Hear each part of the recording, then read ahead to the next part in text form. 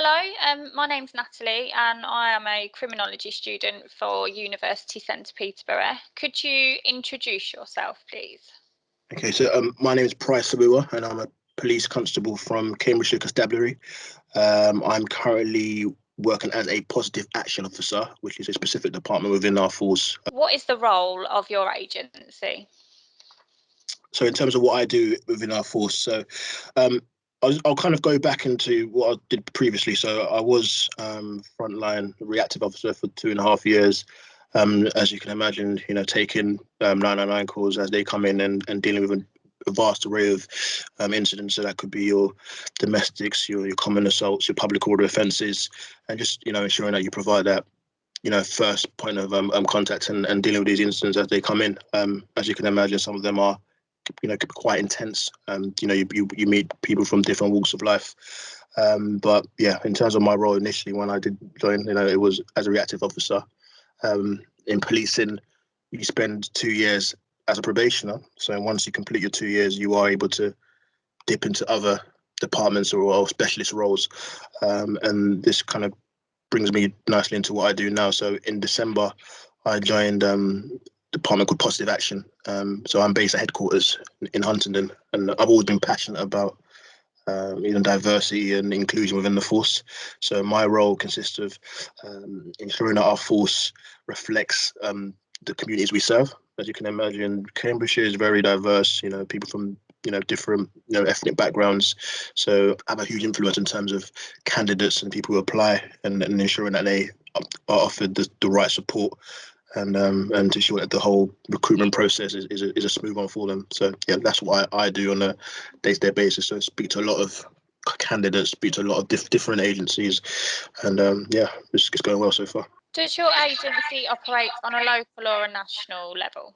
I mean, locally, in terms of obviously Cambridgeshire, but we have a view of care in terms of nationally, in terms of the people that we want to bring into our force. So it's not just those within strictly Cambridgeshire. I mean, if anyone who may be interested in joining our force, we cater towards those sort of individuals. So when we put out, let's say, recruitment drives, we don't specifically say you have to be from Cambridge, etc. So in terms of our reach, I'd say is more of a national scale rather than local. What is the one thing you wish more people knew about your department? I think that that we work very hard in terms of trying to ensure that our force is diverse. We look into things like social media and how we can recruit the right individual. As you know, there's not enough diversity within our force, and this goes across a number of different forces, but definitely Cambridgeshire, and especially in today's climate, we work literally day and night just to ensure that we look into things to try and improve our workforce and to ensure it's diverse.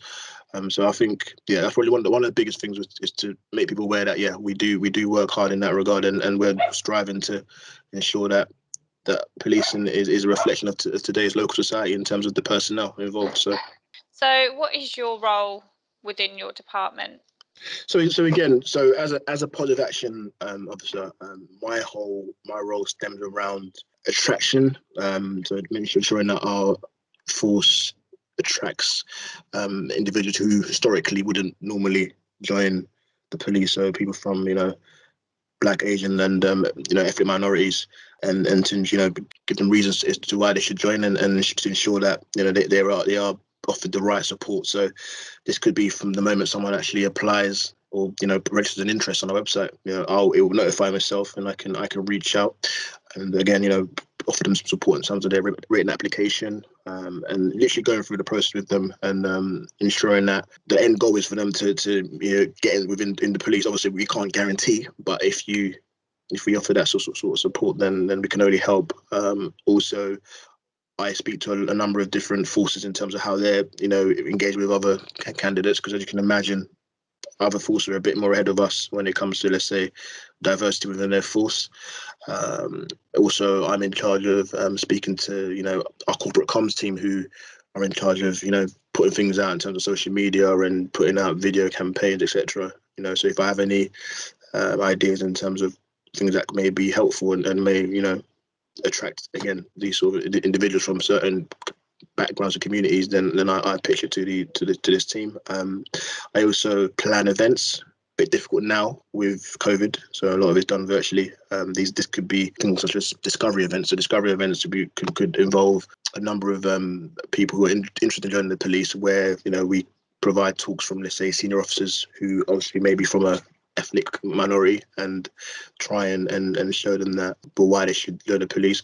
I must stress, it's not just individuals from ethnic minority, it also revolves around females as well, because there's, if you can imagine, in our force, very alpha male historically, it's across the board, and we want more females as well within our force. So we've had discovery days even last week with just female individuals who are interested in joining the police, and any question they may have, we answer the best we can, and with view to them potentially applying for the police. So yeah, I'm very passionate about this sort of thing, just to, I want our force to be reflective of our local communities, and yeah, no, I'm a big firm believer of that. But yeah, that's pretty much what I do. How did you get involved in the role that you now do? There's so many different avenues you can go into. I always thought when I finished my 2 years, I'll go down the CID route and be a detective and do a lot of case files. But as you're within the force, and you learn different things, you become more rounded. You know what you want to do more, but you understand what you're more passionate about. So with my one, it was kind of, I wouldn't say I stumbled across it, but one of our chief superintendents, he put out an email to officers querying whether they would be interested in this particular role, because we had someone else who was in place, but they're currently on a secondment. So he put out this email saying anyone interested in this positive action role. He wanted anyone who was interested to send them a 300-word email saying why they wanted to be in this role. And as you can see, I'm very passionate about this. So I just pinged them an email and expressed my interest. And then I said to them, look, as a force, if we work hard and we do things the right way, we could be one of the most inclusive forces in the country, or if not the most inclusive force in the country. So just pin them an email, and I mean, the rest is history. I think he literally emailed me back a few days later. We had a conversation. But after that, I just I left the department I was in before, and I became a positive action officer. So I said it before, been in there since December. Very busy, as you can imagine. A lot of phone calls, a lot of Teams meetings, and a lot of dialogue. But it's very, very enjoyable. What kind of projects are you working on right now? Last week we had an event, a discovery event, where we spoke to numerous individuals interested in joining the police, and that was quite a huge turnout. It's done over Teams. So I think on last Tuesday it was individuals from any walks of life, any background, and we had a good talk. We had little breakout rooms as well. We can do little Q&A sessions, and people were telling us why they wanted to join, and I would share my stories with my colleagues as well. So that went really well. And then I think on the Wednesday or Thursday was this those from Black, Asian, ethnic minority groups. A decent turnout as well in that regard. Speaking to them about my own experiences and telling them the pros of joining the police.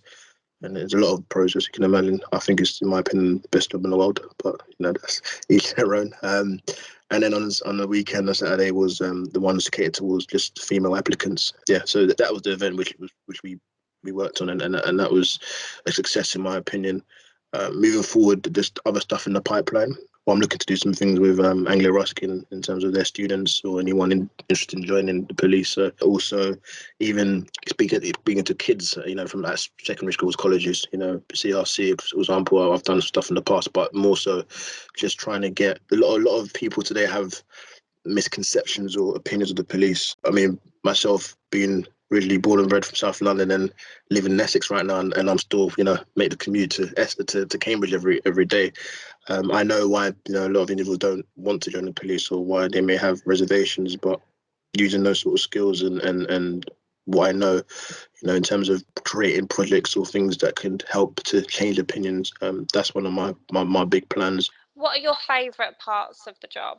The fact that no day is the same. This is even what I'm doing now, and definitely previously, as you can imagine, you not knowing what you're gonna go to. Literally 1 minute you're at a very, very high risk domestic, or the next minute you're looking for a missing person. It is literally such a fast paced moving job, and I think that's one of the biggest things which I enjoyed the most, or did enjoy in terms of the job.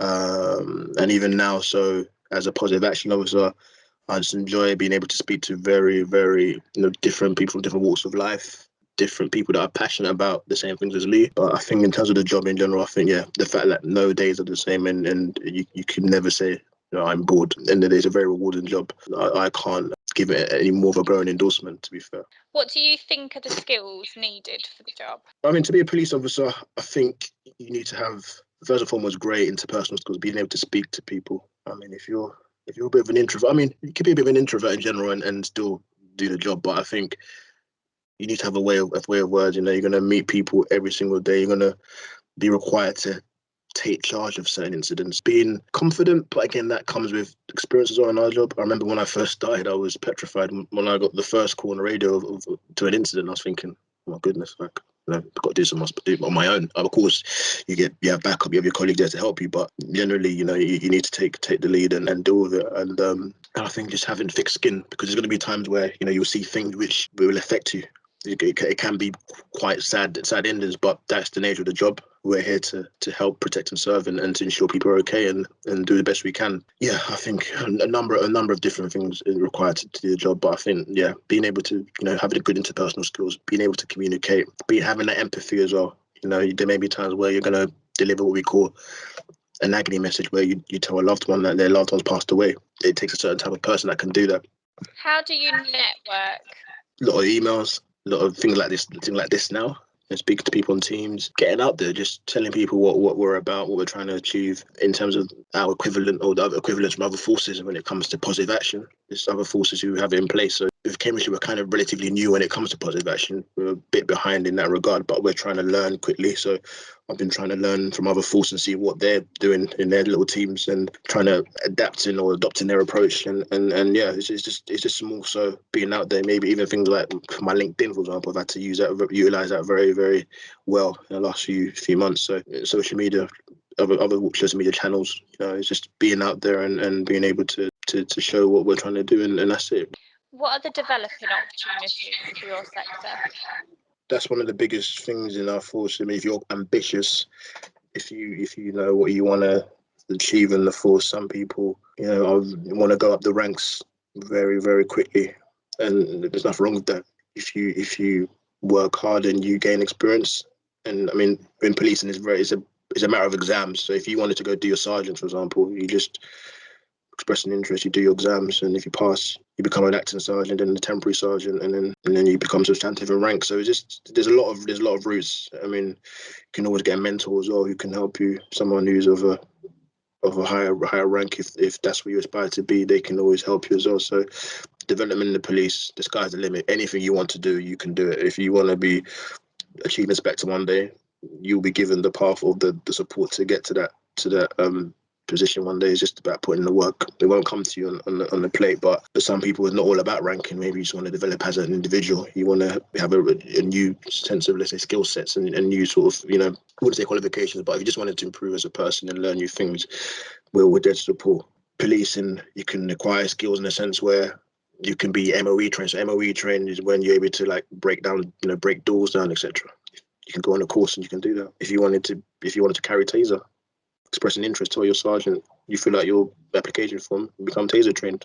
Obviously, it's not a formality, but again, if that's the sort of things, when we say development, that's development in our force. So things like that, you get your response ticket. A response ticket is basically being able to drive your your police car on blues. Because when you first join, you actually can't drive on blues. You drive like a normal member of the public. But once you get your blue light ticket, you can go to instance driving a bit quicker than most, and you can press the siren. So again, that might be part of your development, is to get all of these skills and just become a better all-rounded officer. What are the developing pressures for your sector? COVID is the go-to answer. However, things like deadlines being given towards myself in these current uncertain times, it's quite difficult. So I can be asked by my inspector to have something completed within a 2-week time frame. COVID permitted, yes, it's quite difficult. And even sometimes I may be asked to do these things, and I might, in order for me to complete, I might need to rely on someone else or another department or service or agency to assist, and sometimes they might be busy with their own thing, and that can cause a delay in that regard. So I think it's just being able to meet certain deadlines despite everyone facing the same obstacles as you know. So that can make it quite difficult. What changes are you anticipating over the next few years? If I'm going to base that on what I do now as a positive action officer, I might anticipate our force being a reflection of today's society.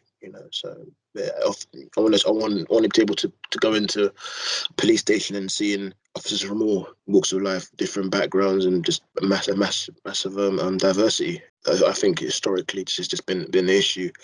And I think in the next few years it's just going to be a huge change in that regard. And yeah, I think that I do envisage that happening very, very soon. What skills does your department most value with its employees, and why do you think that is? I don't know if there's a particular skill that my organisation or my force value more. I think, as I said before previously, every individual is unique in their regard. You have personality traits which I don't have, and I'm not. I wouldn't say our force value certain traits more than others. I think just being yourself, as much as it sounds cliche, that is probably one of the biggest things that as a force we appreciate the most. So we all bring our own quirkiness or personas into our, just those who are always upbeat and can make you laugh, and even when you're having a bad day at work, and there's those who are very always focused, always very meticulous. They always know how to organize things, and again, when you bring that collectiveness into one room or into an organization, it bodes well. So I wouldn't say they have a particular thing that they value the most, but I think they just value every individual in terms of what they bring to our force, and that's the most important thing. What are your department's top 3 interview questions, and what are you looking for in the answers? I don't know about top 3, but one of them is, as you can imagine, why did you choose Cambridgeshire Constabulary? And I think in that regard, best answer are those who clearly show they've researched. It's nice, yes, you apply for a force, but you should at least have a bit of knowledge about the force you're applying for. You can't just say because I like your police cars and they're fast. Like, that's not you need to come with something with a bit of substance and to show that you've prepared. You've researched. So that's one of the questions. I think the other question was like, what does a police officer do on a day-to-day basis? Like, again, pretty sure if you want to be a police officer, so clearly you would know the sort of thing that police officers do, but maybe do a bit more digging in terms of research. What happens when we arrest someone and you take them into custody, you put them in, things like that. The duty sergeant or the custody sergeant, will read out their rights, etc., and they may ask for a duty solicitor, just things like that. Just if you show an interest and show that you've researched, I think always a positive aspect of in terms of the questions or the answers you provided. That's always a good point. And I think the last one that we asked, and if you do answer it properly, we are impressed, is what sort of difficult things is our force facing right now, as a force in general. And again, this could be, you could mention COVID, you could mention, when we say difficult things, I think they're thinking more so sort of incidents that are becoming an issue. So things like mental health, county line drug dealing, numerous different things. But we're seeing a huge increase in that. So again, if you've done your research and you've looked into things like that, you all you have to do is go on Google and see, let's say, biggest offences in Cambridgeshire. And if you know that and you say that to a senior officer during an interview, they'll just be elated. So I think what I'd say is just prepare adequately. And in terms of what I've told you in terms of questions, you answer it properly, and you'll be fine. What other roles does your agency employ? As you can imagine, there's a huge wide range of roles within policing. If we're talking away from police officers, I mean, you could go down the call handler route, for example, dispatcher. I don't know a few of them within our force. We have custody officers who obviously assist custody with prisoners. There's a number of things. I mean, you have to go onto our careers aspect of our site, and you'd see the sort of people we have on board. I mean, there's people in forensics, so they're called SOCO. So SOCO basically deal with forensics. So you might go to a sudden death, and they may be there to check for just if it's suspicious sudden death, they'll check things like footprints and any sort of DNA that's been left, etc. They're the ones. It's all CSI kind of stuff you see in the movie, sort of thing. But if you're passionate about that sort of stuff and you want to be in policing without being a police officer, perhaps that's something that you look into. Again, there's so many different things you could do in police and without being a police officer. So, what advice do you have for someone wanting to work in your sector? just have a passion for it.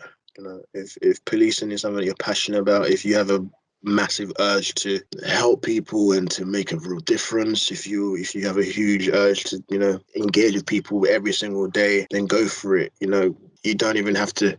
I think a lot of people have a certain mindset of how a police officer should be. 9 times out of 10, it's probably incorrect. Some people think you need to be so tall. Like I've you know, some of my female colleagues, you know, I'm not saying they're tiny, but they might be a bit more shorter, but very, very, very good officers. It's just what you need to know why you want to join. And I'll say be true to yourself in that regard. And I'm sure you'll be a huge asset to the force. But generally, I mean, the person I was when I first joined to the person I am now, you know, I've developed a range of different skills, and I'll say I'm far more patient as an individual as well. I remember when I first joined, I used to hurry with a lot of things, but now I'm just taking my stride and I deal with things how I want to deal with things. You can't rush me when it comes to certain things. But yeah, I say that's the main thing, is just to have a genuine ambition as to why you're in the police, and you'll be fine.